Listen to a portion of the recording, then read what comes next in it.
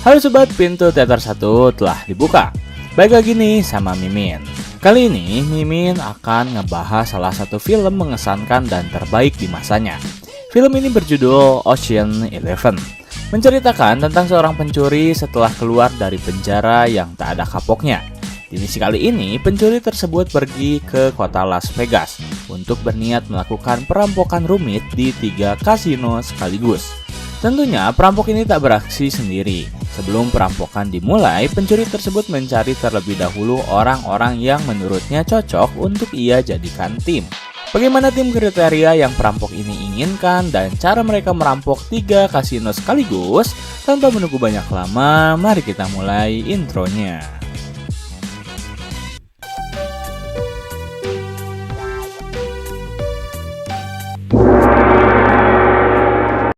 Sini mulai dengan menampilkan seorang napi yang bernama Danny.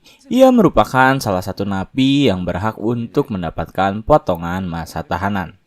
Akhirnya Danny pun diwawancarai terlebih dahulu. Lalu setelah hasil keluar, ternyata Danny berhasil mendapatkan kesempatan tersebut. Keesokan harinya, ia pun keluar dari penjara. Selesai keluar dari penjara, Danny rupanya tak berbenah terlebih dahulu. Ia justru langsung pergi ke sebuah kasino untuk bermain. Tetapi saat Danny sedang dilayani, Danny ternyata tahu bahwa bandar yang ia hadapi adalah rekannya yang bernama Frank. Ia pun langsung menyapanya, namun Frank ternyata pura-pura tak mengenali Danny. Ia mengatakan jika dirinya bernama Raymond, bukan Frank. Tetapi Danny tak sembarangan begitu saja. Ia sangat amat betul paham siapa itu Frank. Karena tak bisa berbohong, akhirnya Frank mengajak Danny pergi ke suatu tempat. Di sana ia berbincang bahwa dirinya berusaha menyamarkan diri agar bisa mendapat pekerjaan. Lalu mereka berbincang kembali tentang bisnis yang akan Danny lakukan kembali. Kemudian scene berpindah pada seorang pemain profesional permainan kartu. Pria itu bernama Rusty. Ia sangat handal dalam bermain kasino. Namun ia bukanlah pemain yang selalu berada di kasino. Rusty lebih memilih untuk bermain bersama orang-orang yang memiliki hasrat untuk menjadi kaya, yang tentunya akan ia perdaya sehingga Rusty berhasil memenangkan permainan lebih mudah. Saat Rusty berhasil memenangkan pertandingan, ia keluar terlebih dahulu untuk menghirup udara segar. Rusty pergi ke bar dan meminum segelas alkohol. Barulah setelah otaknya kembali fresh, ia kembali ke meja dan tiba-tiba bertemu dengan Danny yang telah siap di meja kasino. Merasa ada orang baru di sana, Rusty tertarik. Mereka pun mulai bermain, di mana Danny sebagai anak baru sangat berani memasang modal sebesar $500.000. Hal itu membuat Rusty benar-benar terkejut. Saat mereka bermain, Rusty terlihat sangat optimis akan berhasil mendapatkan uang itu. Tetapi rupanya Danny yang seorang pencuri lebih jago daripada Rusty. Akhirnya permainan dimenangkan oleh Danny dan mereka pun kini mulai berkenalan. Selesai permainan, mereka pergi ke sebuah bar. Sesampainya di sana, Danny langsung mengatakan jika ia mempunyai rencana yang sangat besar dan membutuhkan beberapa kru untuk melakukan hal itu. Danny kembali menjelaskan bahwa ia akan melakukan rencana tersebut di Las Vegas. Yang tentunya hal tersebut sudah Rusty ketahui kemana arahnya. Akhirnya mereka berpindah tempat. Di tempat yang baru, Danny memperlihatkan sebuah map biru yang menampilkan blueprint dari sebuah brankas kasino. Kemudian Danny kembali menjelaskan bahwa jika mereka berhasil merampok ketiga kasino tersebut, maka mereka akan memiliki dana yang sangat banyak. Perampokan akan lebih mudah karena pemilik kasino bernama Benedict yang akan mereka rampok memiliki banyak musuh. Dan keesokan harinya, mereka berdua memutuskan untuk pergi menemui salah satu musuh bebuyutan dari Benedict.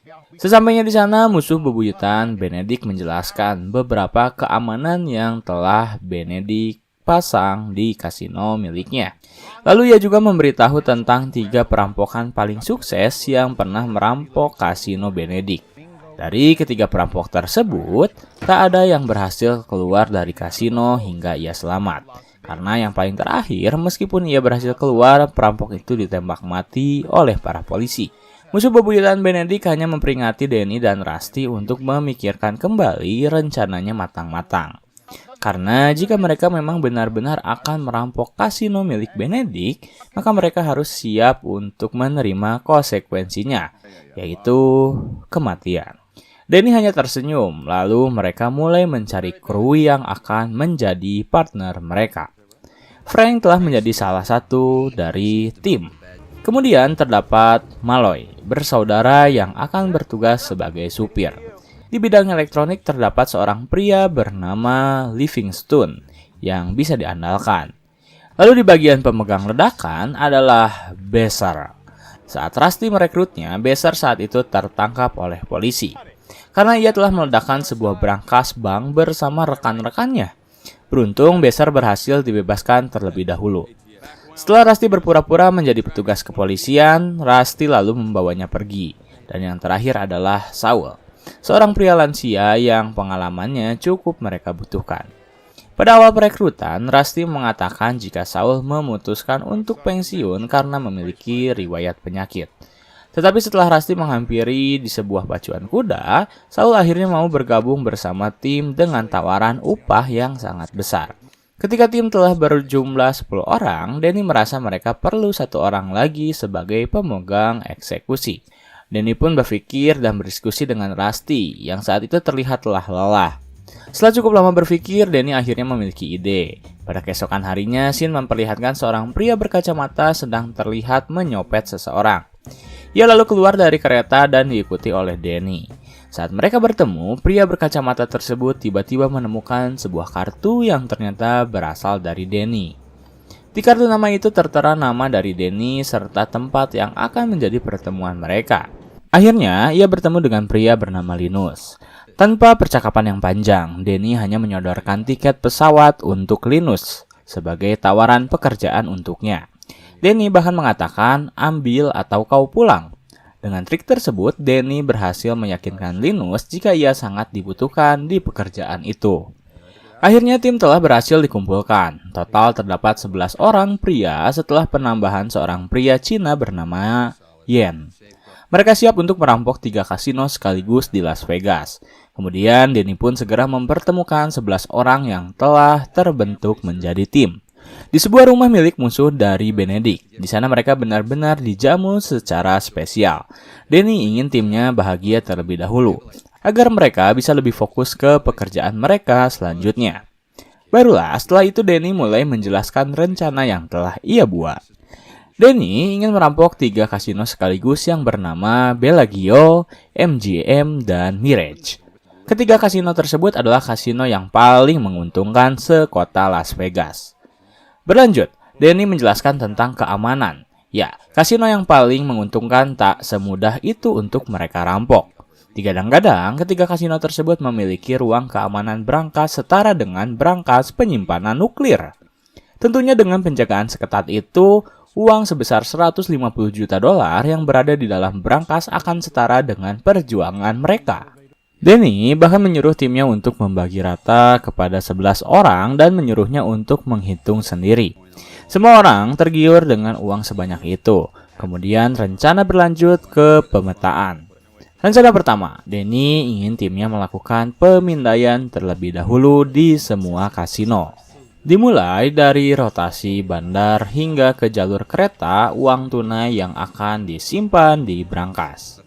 Setelah itu, listrik pada malam pertandingan, Danny ingin Besser menggelapkan seluruh kota Las Vegas. Hal itu sangat mudah untuk Besser lakukan. Dan yang terakhir adalah keamanan. Para tim pun langsung bergegas berusaha untuk menyusupi sistem keamanan. Dijalankan oleh Livingstone menggunakan remote dan disusupi oleh rekan-rekannya yang berhasil mengecoh para keamanan di kasino. Setelah semua persiapan di kasino selesai, mereka langsung membangun sebuah replika yang sama persis dengan brankas Bellagio. Gunanya untuk mengecoh Benedict yang selalu memantau pergerakan kamera di kasino miliknya. Danny juga menjelaskan tentang pekerjaan yang selalu Benedict lakukan, di mana pada pukul 14 ia selalu tiba di kasino dengan mobil dan sopir yang sama. Benedict mengontrol setiap karyawan, bahkan hingga pelanggan. Benedict sangat senang berinteraksi dengan orang-orang penting yang bermain di kasino miliknya. Ia keluar pukul 19.30 dan menerima portofolio hitam. Setelah segala kegiatan Benedict serta para penjaga keamanan kasino telah mereka ketahui, kini Danny tinggal menunggu eksekusi dari timnya yang akan berlangsung pada esok malam hari. Namun ada sebuah kejutan di akhir pertunjukan, di mana ternyata mantan istri dari Danny yaitu Tess ikut dalam perampokan tersebut. Ia bertugas untuk mendekati Benedict dan menjauhkannya dari kasino. Tetapi hal itu rupanya tak Danny ketahui, yang membuat pertemuan mereka cukup canggung. Kemudian, scene berpindah pada eksekusi pertama, di mana Saul yang menyamar sebagai Lyman Zerga, seorang pengusaha Eropa kaya raya yang bermain di kasino milik Benedict. Saat itu, Saul terlihat sangat sibuk, sehingga salah satu bandar memberi informasi pada Benedict tentang data milik Saul yang menyamar sebagai Zerga. Zerga bahkan memasang taruhan tinggi sebesar 200.000. Hal itu rupanya berhasil menarik perhatian dari Benedict. Seusai permainan, Benedict menghampiri Saul dan langsung berbincang dengannya. Benedict benar-benar hormat pada kala itu. Kemudian setelah percakapan yang cukup panjang, tibalah di mana Saul mulai menjalankan tugasnya. Ia memberitahu pada Benedict bahwa dirinya memiliki sebuah koper yang berisi sangat berharga, dan ia ingin menitipkan koper tersebut pada sebuah berangkas. Mendengar hal tersebut, Benedict langsung menawarkan berangkasnya. Setelah mengurus segala hal mengenai Saul, Benedict lalu meninggalkannya dan langsung menghampiri Tess yang saat itu sedang berbicara dengan mantan suaminya, Danny. Danny yang melihat keberadaan Benedict dengan cepat menyingkir dari kursi dan langsung berpamitan pada Tess. Kemudian scene berpindah pada tim Danny yang kembali membahas tentang rencana. Besar yang belum beraksi mulai menemukan pekerjaannya. Ia diminta untuk mempersiapkan alat peledak. Sementara Yen berlatih untuk masuk ke dalam berangkas dan sebisa mungkin melompat tanpa menyentuh lantai. Karena menurut informasi, jika sehelai rambut menyentuh lantai berangkas milik Benedict, maka sensor akan langsung menyala, dan para petugas dengan cepat mendatanginya. Tak ingin usahanya gagal, Danny sang perampok ulung benar-benar memperhatikan setiap detail dari rencananya. Bahkan, ia dan rekan timnya mencoba untuk mencari waktu yang tepat untuk kabur saat di mana mereka akan dikejar oleh para petugas. Kemudian, scene berpindah pada saat di mana penyamaran kedua berlanjut. Setelah Saul yang menyamar sebagai pebisnis Eropa, kini Linus yang menyamar sebagai seorang yang berasal dari Komite Perjudian Nasional. Ia terlebih dahulu berlatih bagaimana cara berbicara, agar tak terlihat berbohong di hadapan Benedict. Saat Linus masih dalam tahap pembelajaran, Saul justru sedang melanjutkan penyamarannya, di mana pada hari itu ia kembali bertemu dengan Benedict yang menjanjikan akan menyimpan koper milik Saul di berangkasnya. Dengan beberapa tahap pemeriksaan, akhirnya Benedict setuju untuk menyimpan koper miliknya di berangkas selama 45 jam. Ketika Benedict sedang berbicara dengan Saul, salah satu anak buah Benedict tiba-tiba menghampirinya dan mengatakan jika Danny masih terlihat di dalam kasino. Mendengar nama Danny, Benedict langsung meminta anak buahnya untuk menjaga dan mengawasi pergerakan dari Danny, karena ia tak ingin Ocean merampok di kasino miliknya. Hal itu rupanya terdengar oleh Saul, yang langsung memberi informasi tersebut pada Danny. Sementara itu di satu sisi, setelah kita tak melihat pergerakan dari Malloy bersaudara dan Yen, akhirnya mereka berdua bekerja. Malloy bersaudara bertugas sebagai pengantar berangkas yang telah diisi oleh Yen.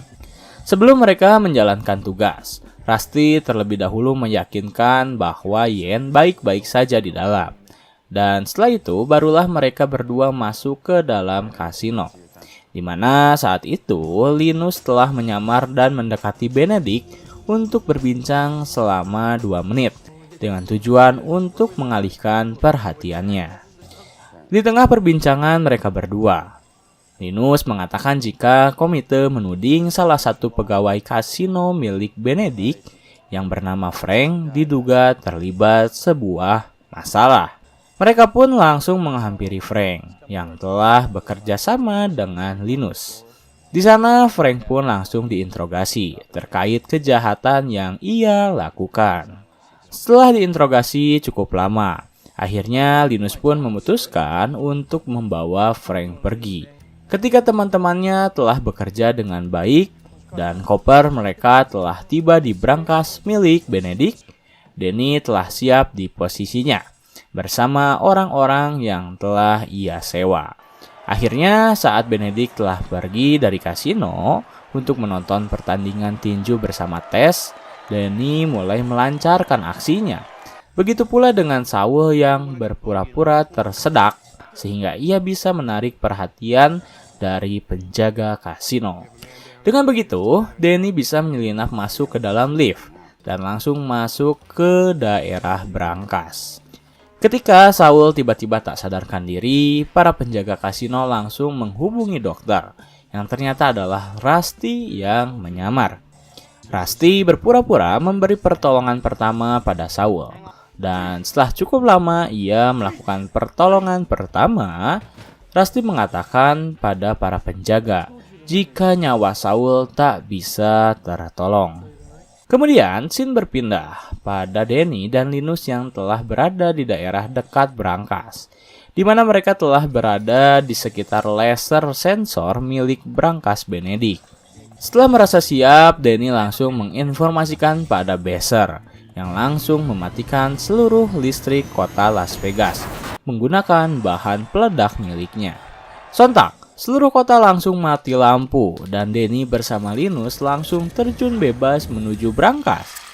Ketika lampu kembali menyala, sensor otomatis kembali berfungsi.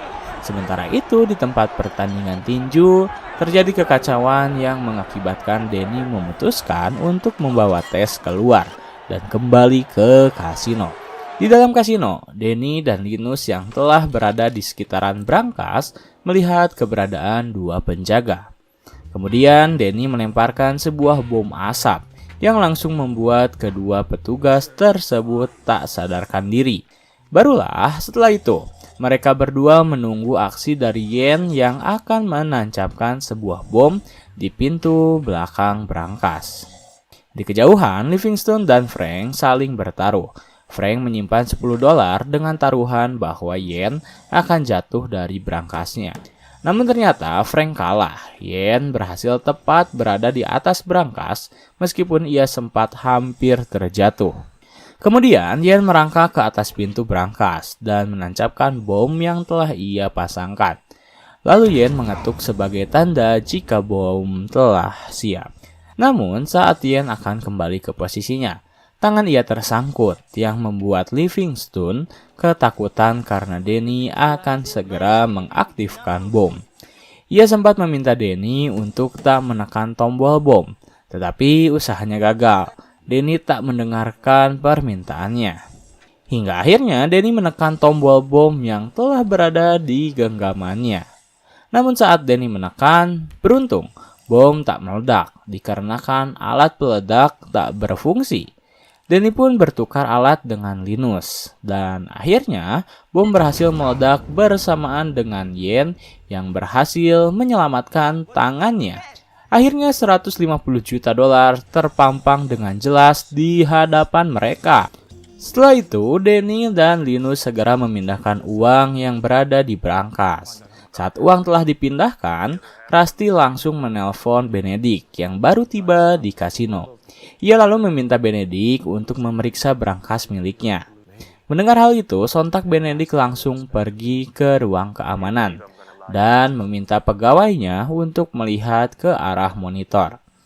Namun tak ada tanda-tanda perubahan, semua normal. Kemudian Rusty meminta Benedict untuk kembali melihat monitor. Dan akhirnya terlihat, brankas Bellagio terpampang dengan jelas sedang dirampok. Saat Benedict terkejut, banknya bisa dirampok, Rusty langsung mengadakan negosiasi. Uang sejumlah $150 juta akan dibagi. 80 juta akan perampok bawa, sementara sisanya akan disimpan di dalam brankas. Jika Benedict menolak, maka para perampok akan meledakkan semua tumpukan uang tersebut. Tak ingin brankasnya rugi sekaligus, akhirnya Benedict menerima tawaran yang Rusty berikan padanya. Selang beberapa lama mereka langsung membawa uang sebanyak 80 juta dolar menuju bandara. Namun Danny dan Linus tak ikut bersama para kru yang bertugas. Danny justru kembali ke tempat di mana ia berada, yaitu di sebuah ruangan khusus penyiksaan kasino. Di sana Danny berpura-pura disiksa oleh keamanan kasino. Kesal kasinonya berhasil dirampok, Benedict justru melimpahkan seluruh kesalahan pada Danny dengan dasar Danny adalah seorang perampok yang baru saja keluar dari penjara dengan muka penuh luka. Danny bersumpah jika ia bukanlah pelakunya. Tetapi karena Benedict memiliki jangkauan yang sangat luas, Danny akhirnya tertangkap dan dijebloskan ke dalam penjara. Danny pun hanya pasrah saat ia dibawa oleh para polisi yang tak berhasil menemukan para perampok. Kemudian scene berpindah pada 6 bulan kemudian, di mana Danny akhirnya berhasil keluar dari penjara. Rusty telah menunggunya di luar dan langsung menjemputnya. Lalu setelah Danny berhasil keluar, Rusty mempersembahkan seluruh hasil yang telah mereka kumpulkan semasa mereka merampok kasino. Barulah Danny bisa menikmati jerih payahnya dengan tes yang kembali ke pelukannya. Pertama,